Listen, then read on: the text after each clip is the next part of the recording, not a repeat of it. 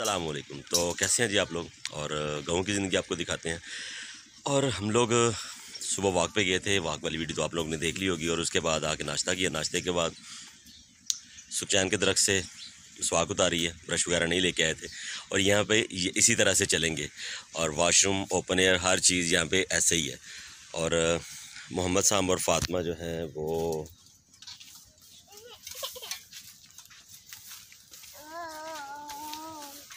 इधर लगे हुए हैं दोनों। और एक और चीज़ आपको दिखाते हैं।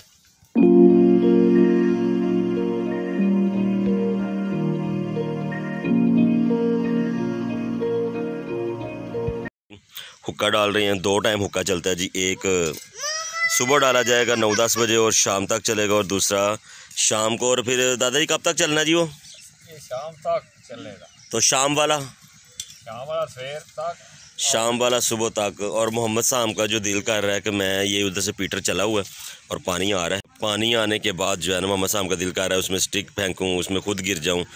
और दादा जान जी सुबह से खेतों में होके भी आ गए हैं। और अभी तक ऐसे ही जो है ना बैठे हुए। भी नाश्ता वगैरह भी नहीं करना सिर्फ, लेकिन पहले आते ही हुक्का डालना शुरू किया।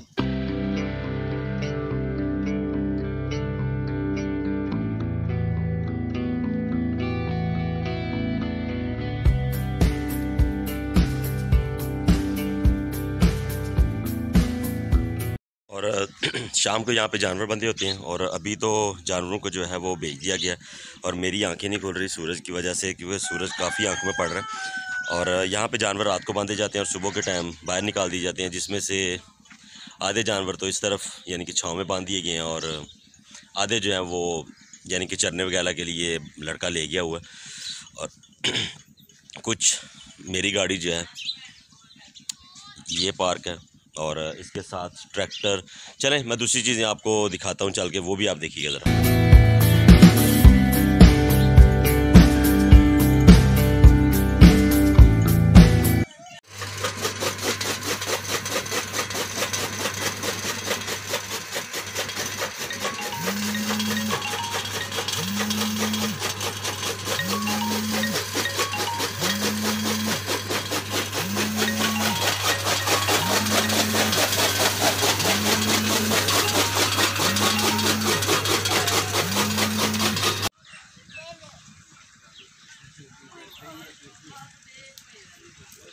फातिमा, फातिमा क्या हो रहा है? हैं? चलो खड़े हो जाओ दोनों बच्चे। चलो फातिमा स्टैंड अप। चलो जा रही है।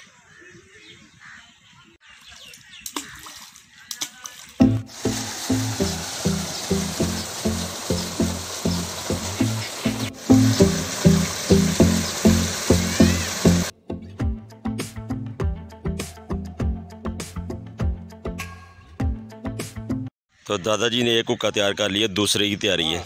दूसरा पाना हूँ हुक्का नहीं ये ना उधर ले जाना। अच्छा पैड़ी विच लैके जाना इनू। अच्छा ये होल है तो वो भारा है।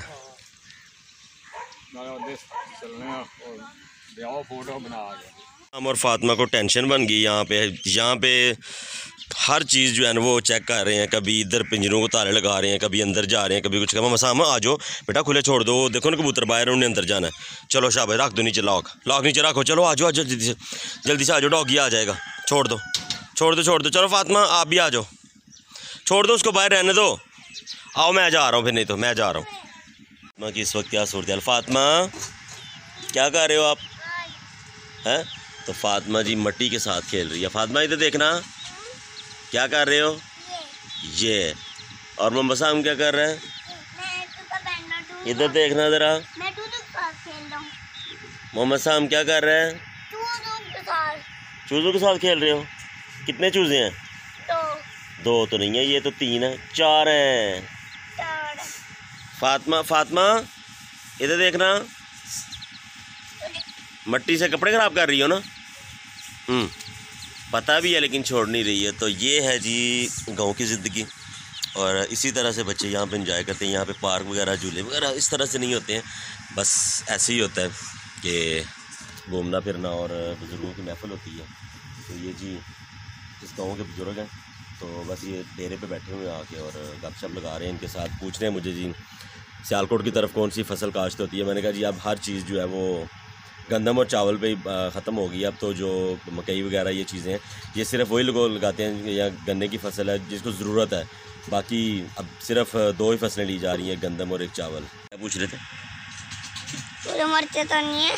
चूज़े मरते तो नहीं हैं, चूज़े बाहर निकालने तो फिर मर जाते हैं। नहीं मरते। अब बाहर नहीं निकालने, बस मारते नहीं है तब तो मरती। आप उनको बाहर निकालोगे तो उनको कैटो ले जाएगी कैसे?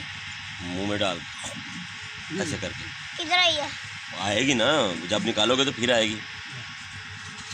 वो देखो ना आपकी बहन को भी कैटो उठा के ले जाना। वो देखो ना वो काम नीचे बैठ के कपड़े खराब कर रही है अपने। नाम क्या है लड़के का? अपना नाम बताओ। वो बाबा जी को नाम बताओ अपना। बताओ नाम बताओ। नाम बताओ ना बाबा जी को। वो देखो ना दादा जान को नाम बताओ। बताओ ऊंची आवाज में, जल्दी बताना। ऊंची आवाज में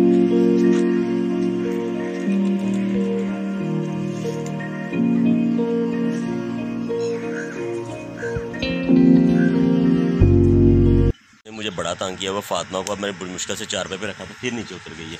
तो मामा इनकी गई हैं जी बगीचे तक और इनको मेरे पास छोड़ गई हैं और इन्होंने सही जो है ना मुझे तंग किया हुआ है। अब आएंगी तो उनसे लड़ाई होगी कि ये मेरे पास छोड़ के गए थे, इनसे मेरी लड़ाई हो रही है अब आपसे। अब आप आएँगे तो आपसे होगी।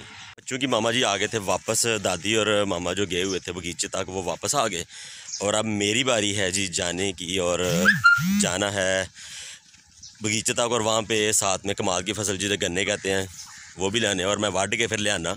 तो जे तुसी झूपने तो फिर आ जाओ। झूपने वाली मिसाल तो वैसे सुनी होगी, होर झूपो। तो चले पता नहीं कई लोगों ने सुनी है, कई लोगों ने नहीं सुनी होगी।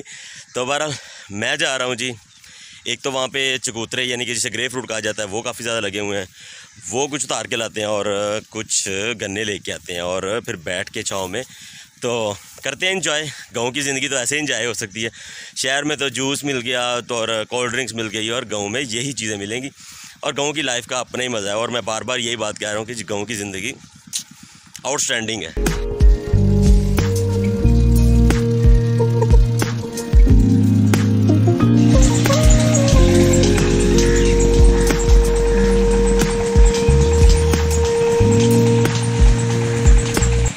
पपीते का पौधा है लेकिन पपीते का पौधा अभी छोटा है, फल इसको लगा हुआ है लेकिन अभी पौधा छोटा है। ये अमरूद के पौधे, लुगाट के और इस तरफ कुछ पौधे आगे जाके अमरूद के और हैं, जामुन के, आम के, यानी कि कुछ ये बगीचा सा बना हुआ है, फलों वाले पौधे हैं यहाँ पे।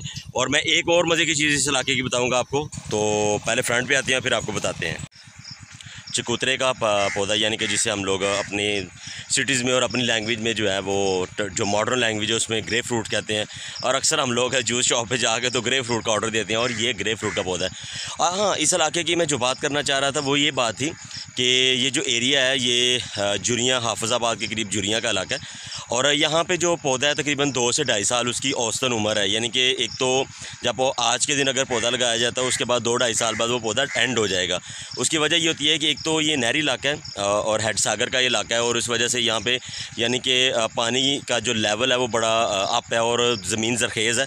और तकरीबन ये जो पौधा हमारे इलाके में जाके 2-2.5 साल में फल देना शुरू होता है, यहाँ पर वही पौधा 6 माह में फल देना शुरू होता है और 2-2.5 साल में उसकी एंड उम्र है। और ये पौधे मैं पूछ रहा था तकरीबन इसको 1 साल हुआ और 1 साल में ये इतना फल दे रहा है। और इसका साइज़ कभी आप देखें कि इस चकोतरे का साइज़ जो है ये ग्रे फ्रूट का साइज़ हमारे वहाँ पे जो जिस ग्रे फ्रूट से जूस निकाला जाता है उससे बहुत ही बड़ा है।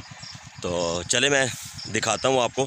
और मेरा दिल था कि आपसे यहाँ पे खड़े होकर बात करूँ, बड़ा पुरसकून हो रहा है, पीछे गन्ने की फसल है और गाँव की लाइफ को मैं तो पिछले यानी कि सुबह से लेकर रात को तो बड़ी लेट पहुँचे थे लेकिन सुबह से लेकर बड़ा एंजॉय कर रहा हूँ। तो जो गाँव में रहते हैं भाई चस है उनकी।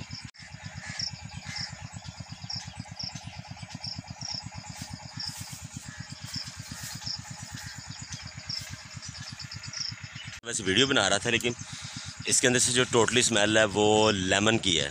हालांकि हमारे वहाँ पे हालांकि मैं बड़ी दफ़ा ग्रेप फ्रूट घर लेके आता हूँ लेकिन इस तरह की स्मेल नहीं मैंने वहाँ पे देखी जितनी इसके अंदर से फ्रेश के अंदर से आ रही है। देसी हल है ये अब तो ट्रैक्टरों के साथ ज़मीनों को यानी कि बोया जाता है, उनकी काश की जाती है। और ये देसी हल है, इसको जानवरों के आगे यानी कि बैल वगैरह या भैंस वगैरह को आगे लगा के तो उसके ज़रिए ज़मीनों को यानी कि छोटा खिता अगर वो आपने काश करना है तो इसके ज़रिए उसको बोया जाता है।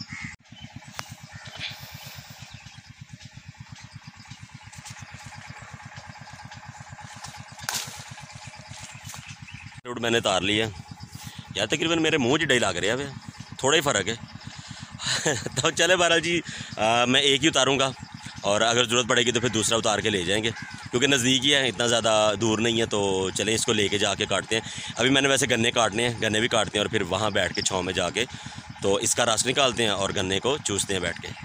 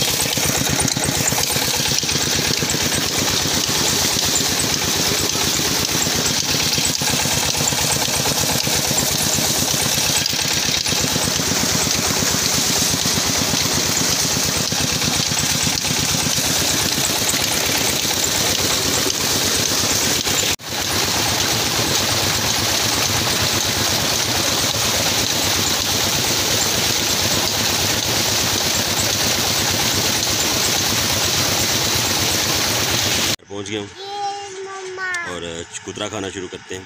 काटते हैं, देखते हैं कि टेस्ट किस तरह का है। वहाँ पे तो थोड़ा खट्टा मीठा होता है। फ्रेश का क्या टेस्ट है इसको काटने के बाद ही पता चलेगा।